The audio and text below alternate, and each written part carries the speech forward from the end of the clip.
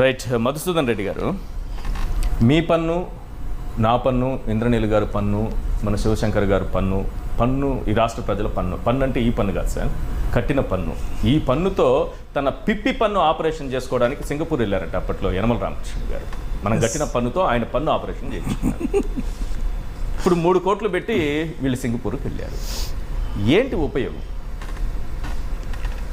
ఈశ్వర్ గారు, ముందుగా మీకు సాక్షి టీవీకి, వీక్షిస్తున్నటువంటి ప్రజలకి, ముఖ్యంగా వైఎస్ఆర్ కాంగ్రెస్ పార్టీ కార్యకర్తలకి, ప్యానెల్లో ఉన్నటువంటి సోదరులు పెద్దలు పొత్తా శివశంకర్ రెడ్డి గారికి, ఇంద్రనీల గారికి శుభ సాయంత్రం. ఈరోజు సార్ సింగపూర్కి 6 మంత్రులు వెళ్ళారు. ఈ 6 మంత్రులు ఎందుకు వెళ్ళారు అనేటువంటిది ఆంధ్ర రాష్ట్ర ప్రజలకు అందరికీ కూడా ఒక ఆశ్చర్యార్థకం. ఎందుకంటే అన్ని టీవీల్లో, అన్ని ఛానళ్ళలో, అన్ని పత్రికల్లో మీరు చూస్తూ ఉంటే విచ్చలవిడినటువంటి ప్రచారం జరుగుతుంది. నేను విజనరీ చదవాల్సిన అవసరం లేదు, విజువలైజ్ చేస్తాను. అవును. నేను సెల్ ఫోన్ కనిపెట్టాను. అవును.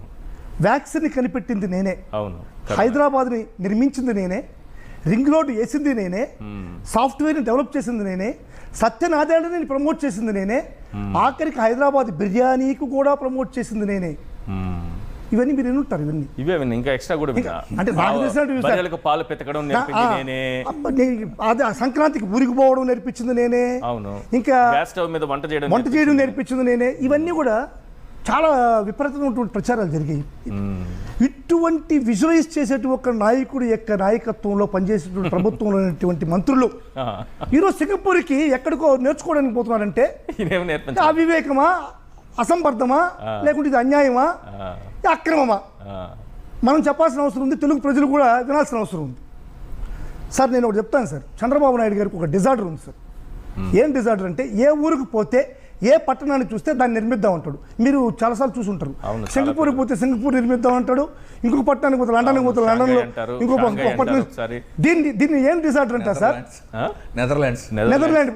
దీన్ని శ్మశాన వైరాగ్యం అంటారు సార్. దీన్ని శ్మశాన వైరాగ్యం అంటే ఏంటంటే, మనం శ్మశానంలో ఒక శవాన్ని తీసుకెళ్ళి పూడ్చేటప్పుడు, ఓహో మనం ఇంతేనా లాస్ట్కి శవం అయిపోతాం, భూమిలో పుడిపోతున్నాం, మనకి ఆస్తులు ఎందుకు, ఎంతస్తులు ఎందుకు, ఈ అక్రమాలు ఎందుకు, అన్యాయాలు ఎందుకు, దౌర్జన్యాలు ఎందుకు, దోపిడీలు ఎందుకు అంటూ ఒక వైరాగ్యానికి వస్తాడు మనిషి. That is temporary, not permanent, temporary. ఆ శవాన్ని పూడ్చేసి బయట వచ్చేసిన తర్వాత ఇంటికి వచ్చేస్తే ఇంకా ఆ వైరాగ్యం ఉండదు. అప్పటి నుంచి మళ్ళీ స్టార్ట్ చేస్తాడు దౌర్జన్యాలు, దోపిడీలు, అన్యాయాలు, అక్రమాలు అన్ని స్టార్ట్ చేస్తాడు. అది శ్మశాన వైరాగ్యం అంటే టెంపరీ. ఇటువంటి శ్మశాన వైరాగ్యం ఉన్నటువంటి ఆంధ్రప్రదేశ్లో ఉన్నటువంటి ఏకైక వ్యక్తి చంద్రబాబు నాయుడు. ఎక్కడికి పోతే అది కావాలంటాడు, ఎక్కడికి పోతే అది చేయాలంటాడు. ఇటువంటి విజువలైజ్ ఉన్నటువంటి ఈ నాయకుడి దగ్గర పనిచేసేటువంటి ఈ నీతి మాలిన మంత్రులు ఎందుకు వరకు పోయారు అనేటువంటిది మనం చెప్పాలి. శివశంకర్ రెడ్డి గారు చెప్తున్నారు, పరిపాలన విధానం తెలుసుకుంటారంట. అదే సార్, శివశంకర్ రెడ్డి గారు చెప్తున్నారు. పాపం కొంచెం సవరించుకోవాలి శివశంకర్ రెడ్డి గారు కూడా. ఎందుకంటే ఆయన ఏం చెప్తున్నాడంటే జల్సాలకు పోయినాడు అంటున్నారు. జల్సాలకు పోలేదు సార్ వాళ్ళు. మరి దోచిపెట్టిన డబ్బును దాచిపెట్టడానికి వెళ్ళారు అక్కడికి. యాక్చువల్గా ఇంతకుముందు ఒక 2 వారాలు ఆధారాలు లేవు సార్. నేను ఆధారాలు లేవు సార్. చంద్రబాబు నాయుడు ఆయన కొడుకు కూడా వారం రోజులు ఎస్కేప్ అయిపోయి ప్రజలకు కానీ, ప్రభుత్వ యంత్రానికి కానీ, ఎవరికి కానీ తెలియకుండా వారం రోజులు దాచిపెట్టేశారు, వెళ్ళిపోయారు. ఎక్కడికి పోయారు తెలియదు. మీరు మరి ఒక ముఖ్యమంత్రి కొడుకు దొంగతనంగా పోవాల్సిన అవసరం ఏముంది ప్రజలకు తెలియకుండా? అంటే ఏదో అక్రమ కార్యక్రమాలు చేయడానికి వెళ్ళారు కదా. సో క్వశ్చన్ మార్క్ అటువంటి రీతిలో పోయి ఉంటాడనేటువంటిది ప్రజల యొక్క అనుమానం. ప్రజలు ఆ విధంగా అనుమానం అంటున్నారు. సార్ ఈ రోజు ఈ 6 మంది మంత్రులు ఎందుకు పంపిస్తున్నారంటే సార్, ఎందుకు సెలెక్ట్ చేశారు? అదే సార్, అందుకే సార్ 6 మందిని ఎందుకు సెలెక్ట్ చేశారంటే, సార్ ఇప్పుడు పవన్ కళ్యాణ్, వాళ్ళ కొడుకు లోకేష్, చంద్రబాబు అందరూ ఫ్లైట్లో తిరుగుతున్నారు. ఎక్కడికి పడితే అక్కడికి విచ్చలవిడిగా ఎక్కడికి పడితే అక్కడ ఫ్లైట్లో తిరుగుతున్నారు. ఇప్పుడు ఈ 6 మంది క్వశ్చన్ చేస్తున్నారు, మేము ఇంత దౌర్జన్యాన్ని, దుర్మార్గాన్ని ప్రోత్సహిస్తున్నాం కదా ఈ ప్రభుత్వంలో, మీరు మాత్రమే అంత దౌర్జన్యం, దుర్మార్గం చేసి మీరు ఫ్లైట్లు వాడుకుంటున్నారా? మాకేం ఎంటర్టైన్మెంట్లు ఉండవా, మాకు ఫ్లైట్లు ఉండవా అని చెప్పి వీళ్ళు క్వశ్చన్ చేశారు సార్ ఈ 6 మంది. అందుకని 6 మందికి స్పెషల్ ఫ్లైట్లు ఇచ్చేసి ప్లస్ స్పెషల్గా ఒక టూర్ ఇచ్చేసి పంపించేసినారు సార్. సార్ ఇప్పుడు ఒక సంస్థలు ఉన్నాయి సార్, పెయింటింగ్ సంస్థలని, ఏదైనా ఒక వ్యాపార సంస్థలు ఉన్నాయి సార్, వాళ్ళకి ఏజెంట్లు ఉంటారు. అంటే ప్రతి ఊరికి ఒక ఏజెంట్లు ఉంటారు. ఏ ఏజెంట్ అయితే బాగా పనిచేస్తాడో ఆ ఏజెంట్కి ఇన్సెంటివ్గా ఫారిన్ ట్రిప్లు అరేంజ్ చేస్తుంటారు, మీకు చూసుంటారు అనుకుంటారు, మీకు అవును. ఫారిన్ ట్రిప్లు అరేంజ్ చేస్తారు. అదే ట్రిప్ ఆఫ్ ట్రిప్స్ సార్ ఇవి. ఎందుకు అరేంజ్ చేశారంటే అచ్చెన్నాయుడు సార్, అచ్చెన్నాయుడు ఈరోజు రాష్ట్రంలో పరిస్థితి చూశారంటే మీరు ఇన్పుట్ సబ్సిడీ లేదు, జగన్మోహన్ రెడ్డి గారు ప్రవేశపెట్టిన ఉచిత బీమా లేదు, గిట్టుబాటు ధర లేదు, మామిడి రైతులు ఎంత అల్లకల్లో పరిస్థితులు ఎదుర్కొంటున్నారంటే అటువంటి పరిస్థితుల్లో ఉన్నారు. Yes. అరటి రైతులు కేజీ 50 పైసలు, మామిడి రైతులు అయితే అద్వాని పరిస్థితుల్లో ఉన్నారు. Right. ఇటువంటి పరిస్థితుల్లో ఉండేటువంటి ఈ యొక్క శాఖని వదిలేసి ఇక్కడ ఉన్నటువంటి దౌర్జన్యాన్ని అన్యాయాన్ని వదిలేసి ఆయన కోసం అని చెప్పని ఏదో స్పెషల్గా ప్రభుత్వానికి ఒక మంచి చేస్తున్నాడని చెప్పని ఆయనకి ఫ్లైట్ టికెట్ చేశారు సార్.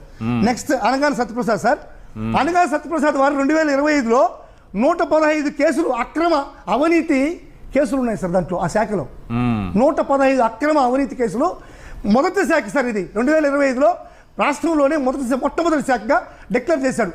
ఎన్ని అవినీతులు చేసిన దానికి బోనస్గా ఆయనకి ఇప్పుడు సింగపూర్ టికెట్. వంగల్పూట ఎన్నిత మీకు చెప్పక్కర్లేదు సార్. ఆయన కుమారుడు మన లోకేష్ గారు రచించినటువంటి రెడ్ బుక్ రాజ్యాంగాన్ని తప్పకుండా దాన్ని వైఎస్ఆర్ కాంగ్రెస్ పార్టీ కార్యకర్తల మీద, వైఎస్ఆర్ కాంగ్రెస్ పార్టీ లీడర్ల మీద ఏ విధంగా ఇంపోజ్ చేసిందో ఆ ఇంపోజ్ ప్రతిఫలంగా ఈరోజు టికెట్లు వేసి పంపించాడు. ఓకే. చంద్రబాబు నాయుడు గారు చెప్పేది అబద్ధాలు, చంద్రబాబు నాయుడు కొడుకు చెప్పేది అబద్ధాలు, చంద్రబాబు నాయుడు గారి మంత్రులు చెప్పేది అబద్ధాలు, చంద్రబాబు నాయుడు గారి వెనక్కున్నటువంటి పోస్టర్లు కూడా చెప్పేది అబద్ధాలే సార్. పోస్టర్లు నెల్లూరు తిరుపతి జిల్లాలో నాయుడుపేటలో, తిరుపతి జిల్లాలో నాయుడుపేటలో గృహాలు ఆయన ప్రజలకు ఇస్తూ ఆయన వెనకాల ఉన్నటువంటి పోస్టర్ సార్ ఇది. 2,20,893 లక్షల ఇళ్ళని ఆయన లబ్ధిదారులకు ఇచ్చాడంట. ఎన్ని లక్షల ఇళ్ళు సార్? 2,20,893 లక్షల ఇళ్ళని ఇండియాలో మొత్తం కట్టినా కూడా ఆయన ఇల్లు ఉంటుంది సార్. సార్ ఆయన మాటలు అబద్ధాలు సార్, పోనీ అది కూడా ఎక్స్క్యూజ్ చేద్దాం. ఆయన కొడుకు చెప్పేటి అబద్ధాలు, అది కూడా ఎక్స్క్యూజ్ చేద్దాం. ఆయన పాల్గొన్న మీటింగ్ లో ఉన్నటువంటి వెనక్కున్నటువంటి పోస్టర్లో కూడా అబద్ధాలు చెప్తున్నారు సార్. అబద్ధాలకి పుట్టినిల్లు అయిపోయింది సార్ తెలుగుదేశం పార్టీ. మన మంత్రుల సింగపూర్ టూర్ తర్వాత ఒక ఇమేజ్ ఈరోజు సోషల్ మీడియాలో విపరీతంగా ట్రెండ్ అవుతోంది. ఆ ఇమేజ్ ఒక్కసారి స్క్రీన్ పైన చూపిస్తాను, చూడండి సార్. ఎస్,